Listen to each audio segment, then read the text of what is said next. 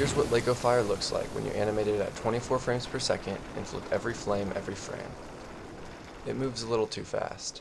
Maybe this could work for an action scene, but for a calm moment it feels a little crazy. You could drop the frame rate to 12 frames per second, but the animation might start to look choppy instead of smooth. Even lower than that looks jumpy. It doesn't necessarily look bad, but it could look better. So instead, I like to animate fire on 2s or 3s. And that just means the fire pieces don't change every single frame. They change every 2 or 3 frames. I stagger the animation so that it looks alive. For example, this LEGO Fire has 7 flames. I move 2 of them on the first frame, 2 different ones on the second frame, and the last 3 on the next frame. Then I repeat that pattern. You can overdo this. If each flame moves only once, or in this example, on 7s, the fire might not look like it's moving enough. This doesn't always apply to smaller LEGO fires. For a smoother, more satisfying look, animating on 2s or 3s usually works best.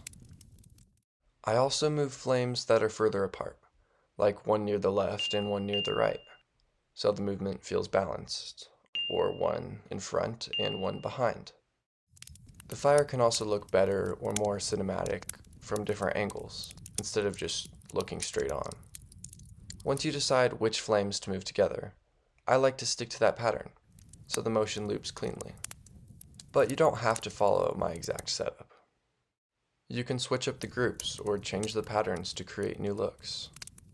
You could try moving one pair of flames, then move a different pair to make the fire feel more random.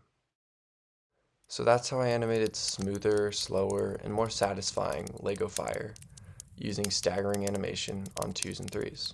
But there's other places it can be used. You don't have to use this technique only for fire. Staggering works for all kinds of things. For example, in one of my Clone Wars stop motions, I animated the last section of them walking on 2s. That means their legs moved every 2 frames instead of every frame. I made the 1st, 3rd, and 5th troopers move on the same frame, and the 2nd and 4th move on a different frame. This slowed that part of the film down, while still staying mostly entertaining. Shooting on 24 frames per second, but animating the walk on 2s, makes the movement feel smoother and less robotic. So try this technique on anything you want, and see what cool results you get.